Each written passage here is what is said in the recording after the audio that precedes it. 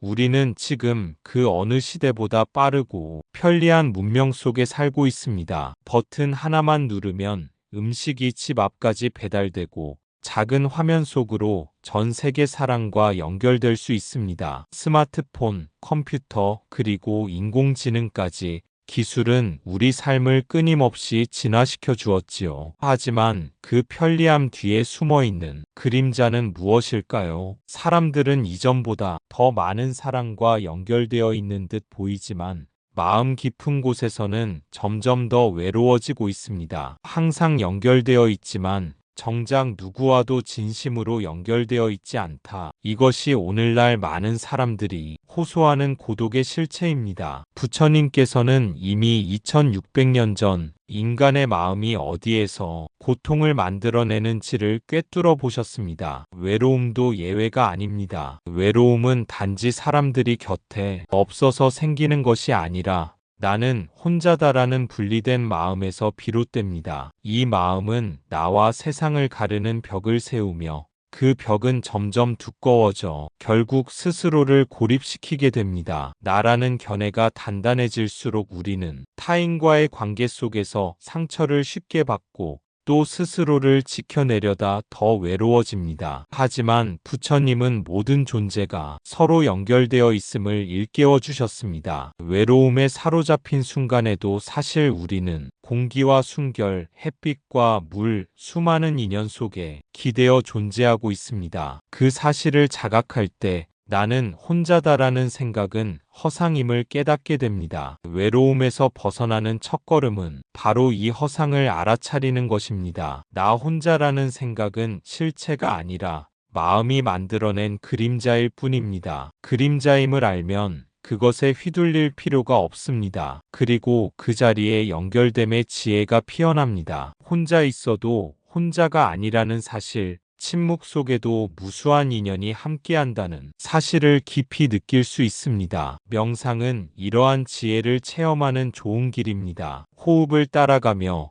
지금 이 순간의 존재를 바라볼 때 우리는 이미 세상과 이어져 있음을 확인하게 됩니다. 숨이 들어오고 나가는 단순한 과정 속에서조차 바람, 공기, 나무, 태양의 은혜가 스며 있습니다. 이처럼 부처님의 가르침은 기계 문명이 키워낸 고독을 녹여내는 따뜻한 약과 같습니다. 세상이 점점 더 빠르게 돌아가고 화면 속 연결이 늘어날수록 마음은 더 고립되기 쉽습니다. 그러나 부처님의 길을 따라가다 보면 우리는 언제나 함께 있음의 지혜를 회복할 수 있습니다. 그리고 그 지혜는 외로움이라는 허상을 넘어 진정한 자유와 평온으로 이끌어줍니다. 자바안경에는 이런 말씀이 있습니다. 이 세상에 홀로 존재하는 것은 아무것도 없느니라. 모든 것은 인연 따라 일어나고 인연 따라 사라진다. 이 말씀은 우리가 결코 고립된 존재가 아님을 알려줍니다. 숨 쉬는 공기, 마시는 물, 먹는 음식,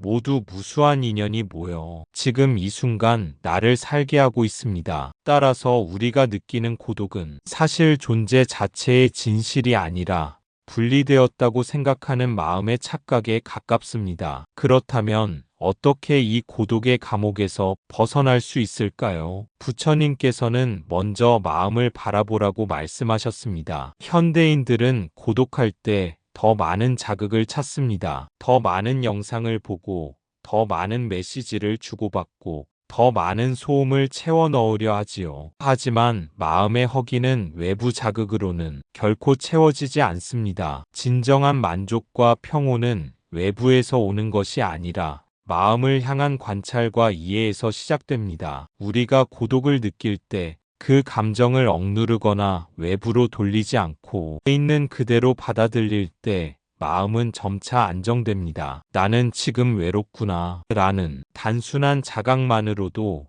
마음의 긴장은 완화되기 시작합니다. 이 자각 속에서 우리는 고독이 단지 순간적인 경험일 뿐 실체가 아님을 깨닫게 됩니다. 마음을 관찰하는 연습은 명상과 호흡으로 시작할 수 있습니다. 숨을 들이쉴 때와 내쉴 때 몸과 마음이 느끼는 감각을 하나하나 지켜보십시오. 떠오르는 생각과 감정들을 판단하거나 억누르지 말고 마치 구름이 하늘을 떠가는 것처럼 흐르게 두십시오. 이 과정을 통해 우리는 외로움과 분리감이 나 자신이 아니라 마음속에서 생겨난 현상임을 이해하게 됩니다. 고요함 속에서 일상의 소음과 걱정을 잠시 내려놓으면 마음은 넓어지고 공간이 생깁니다. 그 공간에서 우리는 스스로와 진실하게 만나며 내 안의 작은 목소리와 감정을 들을 수 있습니다. 자신의 마음을 알아차리는 이 과정이야말로 고독에서 벗어나 자유로워지는 시작점입니다. 또한 마음을 바라보는 동시에 주변과의 관계를 돌아보는 것도 중요합니다. 우리가 느끼는 외로움의 많은 부분은 진정한 소통과 연결이 부족할 때 생기기 때문입니다. 가까운 사람에게 진심으로 관심을 보내고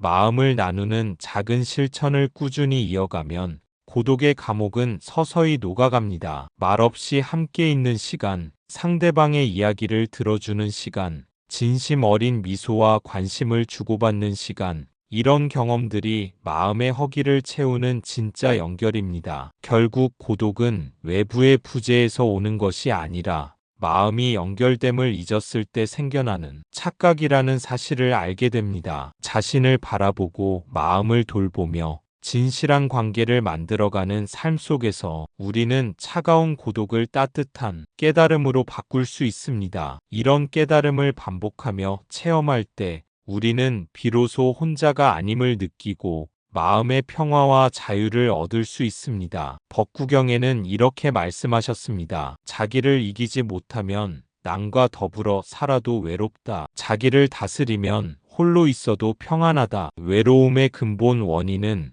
내 마음을 만나지 못한 것입니다. 따라서 기계 문명이 주는 소음 속에서 벗어나 잠시 멈추고 고요히 내 호흡을 바라보는 것, 그 단순한 수행이 외로움의 해답이 될 수 있습니다. 천천히 숨을 들이쉬고 내쉬며 지금 이 순간 내가 살아있음을 느껴보십시오. 내 안에서 나는 외롭다라는 생각이 올라올 때 그것을 억누르지 말고 있는 그대로 바라봅니다. 아, 내 마음이 지금 외로움을 느끼고 있구나. 그렇게 자각하는 순간 고독은 더 이상 나를 옥죄는 감옥이 아니라 알아차림의 대상이 됩니다. 그리고 부처님께서는 자비의 수행을 권하셨습니다. 자비란 남을 향한 사랑만이 아니라 내 자신에게 먼저 보내는 따뜻한 마음입니다. 고독은 결핍의 문제가 아니라 알아차림의 문제입니다. 내 마음이 지금 무엇을 갈망하고 있는지,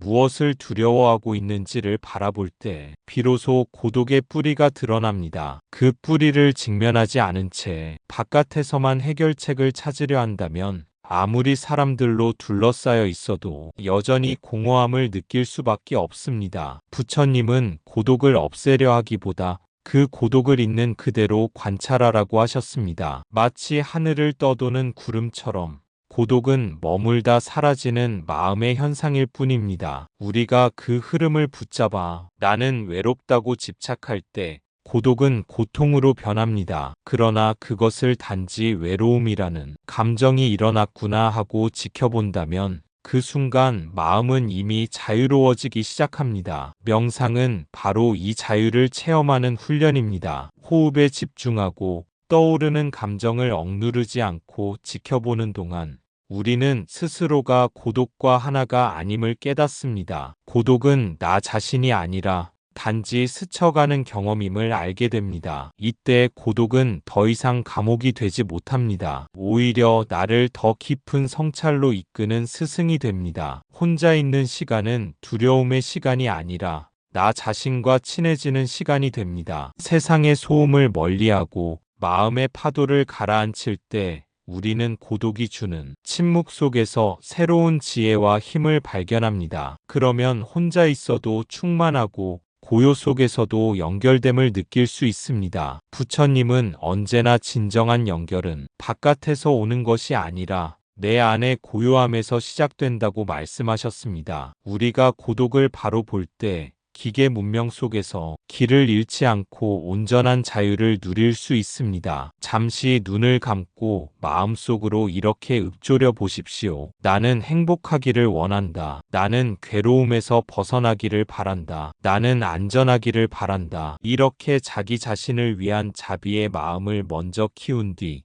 그 마음을 주변 사람들에게까지 넓혀갑니다. 당신도 행복하기를 원합니다. 당신도 괴로움에서 벗어나기를 바랍니다. 이 수행을 꾸준히 이어가면 기계 문명이 만든 차가운 고독 속에서도 우리는 따뜻한 연결을 되찾을 수 있습니다. 비록 직접 만나지 못하더라도 그 마음의 파동은 이미 서로를 향해 가닿고 있는 것이지요. 또한 부처님께서는 관계 속에서의 진실한 대화를 강조하셨습니다. 진실한 대화는 단순한 말의 교환이 아니라 마음을 주고받는 행위입니다. 서로의 마음을 들여다보고 이해하며 있는 그대로 받아들이는 순간 관계는 깊어집니다. 오늘날 우리는 메시지와 댓글, 짧은 영상 속에서 수많은 사람과 연결되어 있다고 느끼지만 그 속에서 마음이 오가는 일은 드뭅니다. 그래서 진정한 연결을 경험하기 위해서는 의도적인 노력이 필요합니다. 가까운 사람에게 진심 어린 안부를 묻고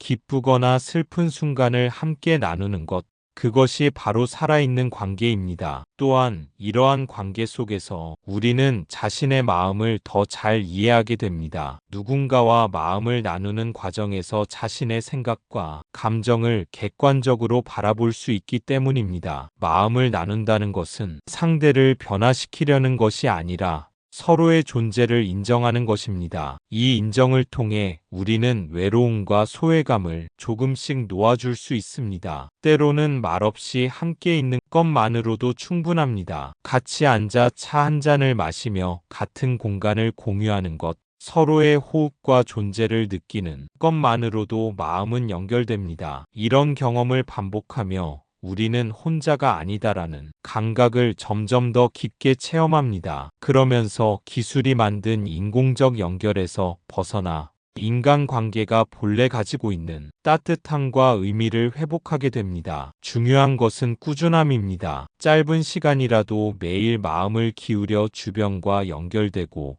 자기 자신에게 자비를 보내는 습관을 유지할 때 마음의 공간은 점점 넓어집니다. 마음이 넓어지면 작은 오해나 불편함에도 휘둘리지 않고 관계 속에서 평온을 유지할 수 있습니다. 결국 이러한 연습과 체험을 통해 우리는 고독을 두려움으로 느끼지 않게 됩니다. 오히려 고독 속에서 자신과 타인, 세상과의 관계를 돌아보고 더 깊은 지혜와 사랑을 발견하게 됩니다. 이 과정 속에서 우리는 외로움을 피할 필요가 없음을 깨닫게 됩니다. 외로움은 단절이 아니라 연결을 되새기게 하는 신호입니다. 따라서 마음을 다해 자기 자신과 타인을 바라보고 자비와 이해를 실천할 때 기계 문명이 만든 차가운 세상 속에서도 따뜻한 연결을 유지할 수 있습니다. 그 연결 속에서 우리는 고독을 넘어 평온과 자유를 누리게 됩니다. 앙구따라 니까야에는 이런 말씀이 있습니다. 좋은 벗은 모든 수행의 전부라 할 수 있다. 기계 문명은 우리에게 수많은 가짜 관계를 보여줍니다. 숫자로 표시된 팔로워,